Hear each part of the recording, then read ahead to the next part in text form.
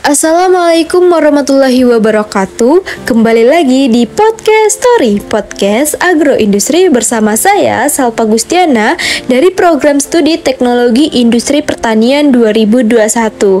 Oke, kali ini kita akan membahas tentang refleksi Pemira Fakultas Pertanian, kepemimpinan, manajemen organisasi dalam menyukseskan Pemira Fakultas Pertanian 2024. Oke, kali ini kita sudah kedatangan narasumber dari BEM Fakultas Pertanian sekaligus mahasiswi Teknologi Industri Pertanian.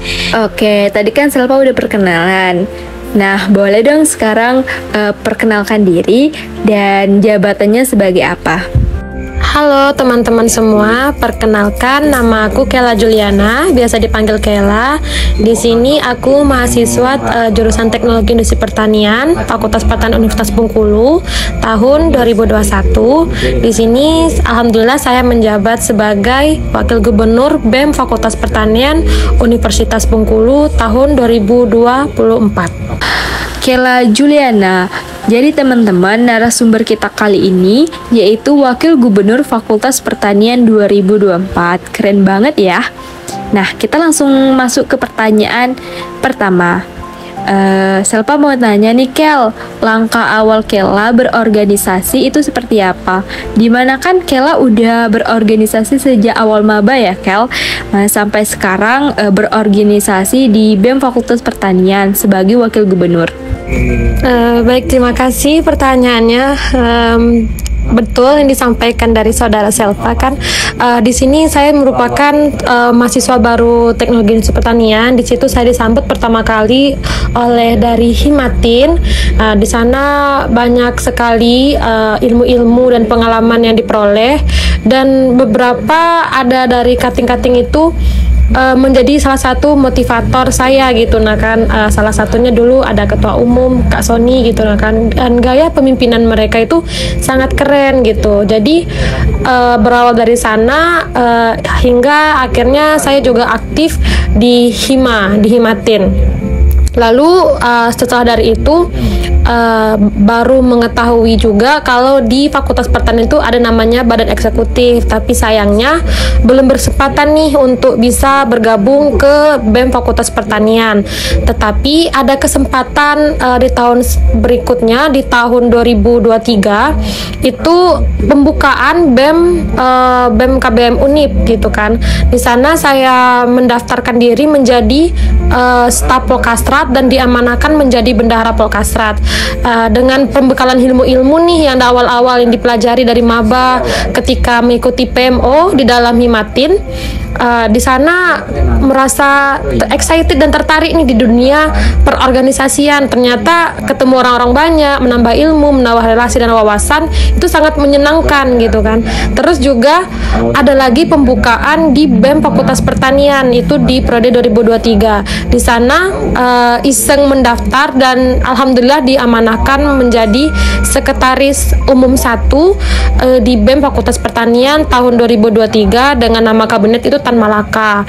Nah, berkaca dari track record keorganisasian sebelumnya itu Kela tuh belum memberanikan diri nih untuk bisa menjadi pemimpin di Fakultas Pertanian, tetapi melihat suasana politik di kampus, suasana dalam pengorganisasian, semangat dan dukungan dari kawan-kawan, terutama kawan-kawan seperjuangan, angkatan, terus di Hima dan di teman-teman BEM, itu Kela memberanikan diri untuk bisa mencalonkan diri menjadi wakil gubernur gitu.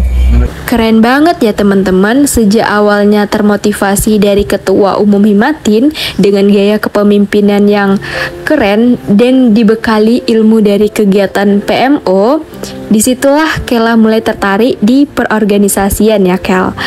Oke, kalau ngomong-ngomongi kepemimpinan, menurut Kela, kepemimpinan yang baik itu seperti apa? Oke, bahas tentang kepemimpinan. Sebelum kita membahas tentang kepemimpinan itu, kata kepemimpinan itu tuh ada mengandung kata masalah tentang pemimpin. Nah, pemimpin itu merupakan orang yang mempengaruhi orang lain dengan wewenangnya untuk bekerja dengan baik dalam rangka mencapai tujuan organisasi. Nah, kalau untuk tentang kepemimpinan itu merupakan suatu proses mempengaruhi orang lain baik secara individu maupun secara kelompok untuk saling berorganisasi atau bekerja sama untuk mencapai satu tujuan yang telah ditentukan ataupun yang diinginkannya. Nah, di sini kita tahu nih perbedaan antara pemimpin dan kepemimpinan. Kalau pemimpinnya itu lebih ke subjek ataupun orangnya gitu kan. Nah, kalau kepemimpinan itu lebih ke cara untuk bisa mempengaruhi orang tersebut. Nah, ada beberapa tipe-tipe kepemimpinan. Yang pertama itu tuh tipe kepemimpinan otoriter. Nah, tipe kepemimpinan otoriter ini merupakan gaya kepemimpinan yang memusatkan segala keputusan dan kebijakan yang diambil dari dirinya sendiri secara penuh. Nah, terus yang kedua itu ada tipe kepemimpinan paternalistik. Nah, ini berasal dari kata father gitu, ke bapak-bapakan. Jadi pemimpin seperti ini menggunakan pengaruh sifat kebapakan dalam menggerakkan bawahan untuk mencapai tujuan dalam organisasi. Nah, yang ketiga itu ada tipe kepemimpinan karismatik. Nah, tipe kepemimpinan karismatik ini dia menggunakan karismanya dalam memimpin bawahan. Nah, selanjutnya itu ada tipe kepemimpinan demokratis. Nah, tipe kepemimpinan demokratis ini dianggap sebagai tipe kepemimpinan yang paling baik karena tipe kepemimpinan ini mendahulukan kepentingan kelompok dibandingkan kepentingan individu. Nah, jika ditanya nih apa tipe kepemimpinan yang baik menurut saya, ada satu lagi tipe kepemimpinan, itu namanya tipe kepemimpinan profetik. Itu dalam Islam itu tipe kepemimpinan yang mirip gaya kepemimpinan kenabi-nabian gitu. Mungkin dari Selva mendengarnya tipe kepemimpinan yang baik ini yang profetik ya. Tapi kalau menurut saya pribadi dalam menjabat lah sekarang gitu kan, seorang pemimpin itu harus memiliki semua tipe-tipe kepemimpinan itu. Maksudnya dalam situasi dan kondisi mereka harus bisa menjadi pemimpin yang otoriter. Mereka juga harus menjadi tipe pemimpin yang demokratis. Mereka juga harus bisa menjadi tipe kepemimpin yang berkarisma gitu.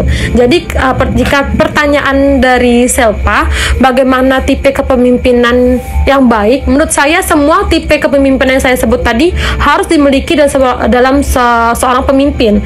Karena ketika ada satu hal urgensi yang penting dan mereka harus, misalkan harus yang demokratis nih, berarti kita harus mengumpulkan massa dulu, bermusyawarah dulu, baru mendapatkan solusi kan.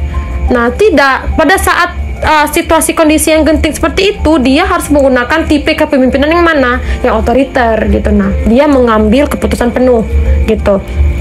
Jadi kalau mungkin dari segi teoritis, ya tipe kepemimpinan yang bagus itu lebih ke yang prohetik gitu kan, yang kenabi-nabian. Tapi ketika Selva bertanya pendapat pribadi Kela gitu kan ya, semua tipe kepemimpinan itu harus dimiliki dan harus bisa dari seorang pemimpin gitu Selva.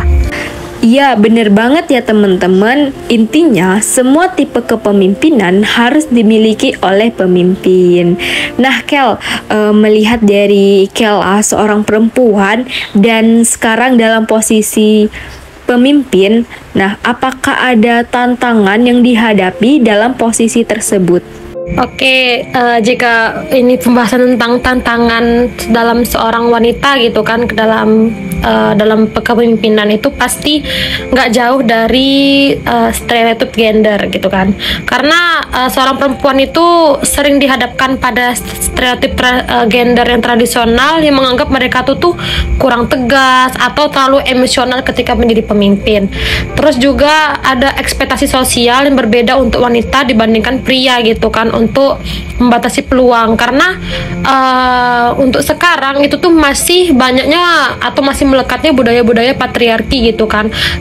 Itu ditarik dari segi sejarahnya bahwa bahwa perempuan itu nggak harus jadi pemimpin gitu. Nah kan perempuan itu harusnya di rumah memasak dan mengurus gitu kan. Makanya dari zaman dahulu itu tuh perempuan nggak ada itu namanya sekolah sampai tinggi gitu kan, berbeda dengan laki-laki gitu kan. Nah, yang kedua itu juga adanya pengaruh budaya dan norma sosial gitu kan. Nah, dalam beberapa masyarakat, terus juga di dalam pandangan sudut organisasi, itu tuh sering membatasi perempuan dalam kepemimpinan gitu. Nah kan, karena juga pemimpin tuh harus laki-laki gitu kan. Maka itu sih tantangan terberatnya ketika seorang pemimpin itu perempuan. Apakah mereka bisa menjadi pemimpin seperti lelaki gitu? Mungkin tantangan itu lebih ke sudut pandangan seseorang terhadap perempuan ya. Tapi teman-teman, ada loh pemimpin perempuan Indonesia. Ada yang tahu nggak? Yaps, benar sekali. Presiden kelima Indonesia, yaitu Ibu Megawati Soekarno Putri. Oke, Kel. Kan Kela itu wakil gubernur Fakultas Pertanian nih. Nah, pasti sangat sibuk, entah itu rapat, menjalani proker-proker. Nah, bagaimana sih cara Kela membagi waktu antara perkuliahan dan organisasi? Oke, bagaimana aku memanajemen antara perkuliahan dan perorganisasian ya, itu kan. Mungkin ini sudah bosan didengar oleh teman-teman gitu kan. Kita harus bisa memanajemen waktu gitu nah kan. Nah, cara untuk kita memanajemen waktu itu tuh ada beberapa banyak, tetapi aku biasanya menggunakan skala prioritas gitu kan. Skala prioritas ini bisa disumbernya itu dari Eisenhower Matrix gitu kan. Itu dibagi menjadi 4, ada yang penting dan mendesak, ada penting dan tidak mendesak, tidak penting dan mendesak, terus tidak penting dan tidak mendesak. Nah, penting dan mendesak ini contohnya misalkan ada proker nih yang tenggatnya harus di minggu ini, misalkan ada seminar nasional yang akan dilaksanakan besok, berarti itu kan acara penting nih, berarti aku harus memprioritaskan seminar ini gitu. Terus contohnya lagi yang kedua, ada penting dan tidak mendesak, contohnya menyusun laporan pertanggungjawaban. Nah, kita tuh kan ada pengajuan namanya tuh proposal pembantuan dana sama birokrasi atau kan sama fakultas. Nah, tentu saja setelah selesainya kegiatan itu harus adanya laporan pertanggungjawaban. Nah, itu tuh penting tetapi tidak mendesak untuk dilakukan sekarang gitu. Terus juga tidak penting dan mendesak. Nah, misalkan ada undangan nih gitu kan, undangan pembukaan muker nih misalkan dari Himatin. Itu tidak penting dan tidak mendesak karena itu bisa aku delegasikan orang nih sebagai perwakilan dari BEM gitu. Nah, tidak penting yang asalnya itu tidak penting dan tidak mendesak. Contohnya juga itu rapat harian gitu, itu kan juga nggak terlalu penting dan juga nggak terlalu mendesak. Pokoknya lebih ke contoh skala prioritas bagaimana teman-teman di sini jika tidak ada aku kegiatan ini bakalan kacau. Itu bakalan harus kalian prioritaskan. Contohnya tadi kan kayak acara seminar gitu kan, jika nggak ada aku yang membuka acara seminar ini, ya siapa yang membuka, berarti itu kan nggak bisa kita delegasikan gitu kan, harus kita sekarang prioritaskan. Nah, untuk terkait di bidang akademik, nah di sini kan Kela juga sudah semester 7 nih, udah nggak banyak lagi mata kuliah, lebih terfokus pada skripsi. Di sini Kela juga rutin bimbingan sama dosen PA gitu kan, untuk terkait penyusunan skripsi gitu nah kan. Tetapi bukan berarti selama ini Kela meninggalkan tanggung jawab Kela di BEM, tapi enggak gitu nah kan. Tapi Kela juga tetap memikirkan masalah akademik. Tetapi kenapa lebih seringnya ke BEM, karena jadwal mata kuliah Kela tuh sudah nggak ada lagi gitu kan. Cuman ada namanya skripsi dan itu bisa bimbingan secara online sama dosen PA-nya. Mungkin itu. Dengan cara skala prioritas teman-teman, jadi tergantung prioritas teman-teman masing-masing. Kayak contoh nih udah dibilang sama Kela tadi, kalau kegiatan itu nggak ada aku, maka kegiatan itu bakalan kacau. Nggak mungkin kan kalau kita nggak datang gitu teman-teman. Maka harus seimbang antara perkuliahan dan organisasi. Oke Kel, aku mau tanya, ada nggak pengalaman-pengalaman yang susah banget dilupain gitu saat Kela naik Pemira Fakultas Pertanian 2024? Iya, menanyakan pengalaman aku ya, bagaimana aku pas perjalanan aku untuk bisa naik pas Pemira tahun 2024 kemarin.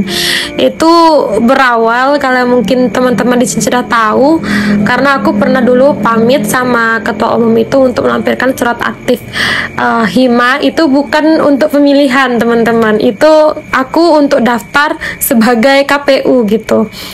Tetapi entah keinginan, dorongan hati dan dukungan teman-teman lainnya untuk aku bisa diamanahkan lah, dipercayai untuk membawa nama Himatin untuk naik sebagai calon gubernur dan wakil gubernur BEM Fakultas Pertanian 2024. Itu aku baru naikkan lagi nih berkas aku yang udah di KPU, untung belum dilantik. Itu sih lebih lucu. Terus ketika persiapan nih, itu kan harus ada dapatnya gandengan ya, pasangan calon. Itu aku sudah hamin berapa hari sebelum penutupan, aku tuh belum ketemu calon loh teman-teman gitu, nah kan. Dan ketemu calonnya ini dengan waktu yang apa ya, nggak terduga gitu. Alhamdulillah, mungkin itu jalan dari Tuhan kan untuk bisa aku mencalonkan, karena aku pernah kepikiran, oh kalau aku nggak dapat calon berarti belum kesempatan. Tetapi mau detik-detik terakhir aku menemukan calon gitu kan. Jadi persiapannya juga agak tergesa-gesa gitu kan, berkas. Jadi saat ini momennya agak lucu ketika kami verifikasi berkas ya teman-teman. Jadi pas verifikasi berkas, saking senengnya aku sama partnerku Hafiz gitu kan. Jadi dia sekarang jadi gubernur Fakultas Pertanian nih teman-teman. Jadi kami itu lupa meminta cap dari Fakultas Pertanian. Padahal yang menandatangani langsung berkas kami itu memang dari wakil dekannya langsung, beliau langsung yang menandatanganinya. Tetapi karena saking excitednya kami ini gitu kan, takut ditutup juga dari pihak P2 Pemira, jadi kami ini kelupaan nih teman-teman untuk melampirkan cap dari Fakultas Pertanian. Jadi di sana sedikit suasananya agak tegang teman-teman. Dan ini mungkin teman-teman kalau yang kepo boleh tuh dicek di IG P2 Pemira tuh, kalau masih ada arsipannya gitu kan teman-teman. Di sana situasinya agak atmosfernya agak azaikum atau panas teman-teman, karena mungkin itu sih teman-teman. Jadi lebih bagus kita tuh kan lebih jauh-jauh hari mempersiapkan. Tapi dalam kasus yang Kela kemarin gitu kan, juga ketemu pasangannya juga hampir dadakan nih gitu kan. Jadi saking excitednya sampai kelupaan kami berdua untuk nampilkan cap gitu Selpa. Jadi agak dipermasalahkan masalah tersebut, dan itu sampai heboh gitu kan di ruang rapat dalam rapat fakultas itu, sampai heboh gitu kan dari KPU, P2 Pemira dan saksi tim paslon sebelah gitu, nah kan paslon sebelah itu. Jadi sampai harus mendatangkan ahli hukum nih teman-teman dari Fakultas Hukum, aku lupa itu siapa gitu, nah kan langsung disaksikan gitu, nah kan bahwa situ sudah sah gitu kan. Itu sih momen salah satu momen yang lucu. Terus juga si partner aku gitu kan, H-1 sebelum sebelum debat itu beliau sakit. Tiba-tiba ada lah itu kabarin aku, dia mimisan, sudah masuk rumah sakit. Situ sudah panik bener gitu. Jadi alhamdulillah kan beliau dikasih masih kuat gitu kan, kesehatan gitu kan. Terus juga dibilang gitu kan, kok kamu nggak belajar gitu kan, kok kamu nggak persiapan gitu kan. Terus celetuk lah si temanku Selviha gitu kan, dia ngomong, Kela lah tiap hari berdebat, jadi nggak usah belajar deh gitu kan. Jadi itu sih beberapa momen lucu ketika aku pengen naik jadi Pemira tahun kemarin nih teman-teman. Jadi saran dari aku, memang harus persiapannya tuh mateng-mateng, harus cross check lagi kalau bisa sekali 2 kali di cross check sebelum pengantaran berkas. Jadi jangan sampai kejadian kayak aku kemarin nih, saking excitednya kelupaan cap dari fakultas gitu. Itu sampai heboh harus mendatangkan ahli hukum gitu kan. Oke.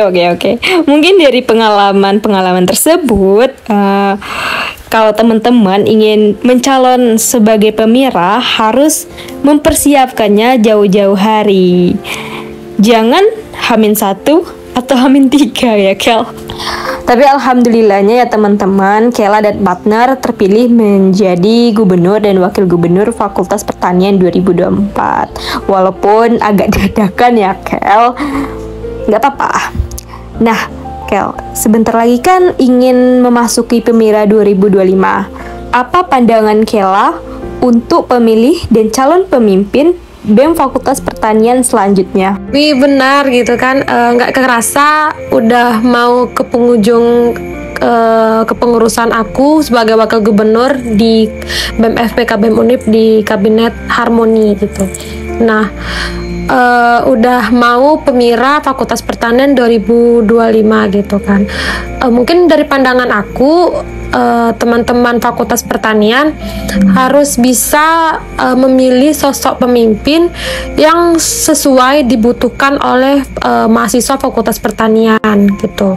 Terus juga untuk teman-teman di sini harus dong menggunakan hak pilih, karena miniatur dalam negara itu tuh ada di dalam universitas gitu. Jadi di kehidupan kampus ini merupakan miniatur negara gitu.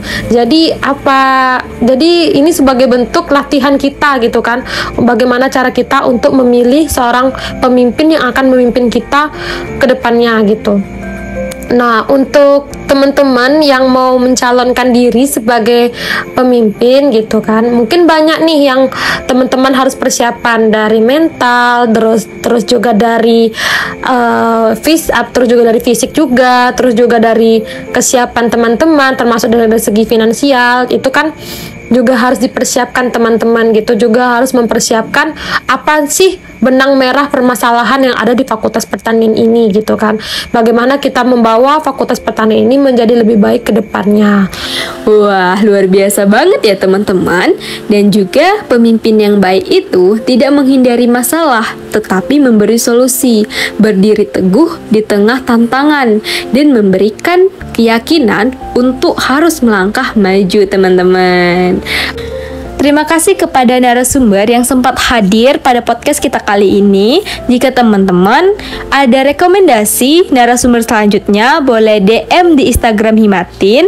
Dan jangan lupa subscribe YouTube Himatin dan follow sosial media Himatin. Itu ada Instagram, TikTok, Facebook.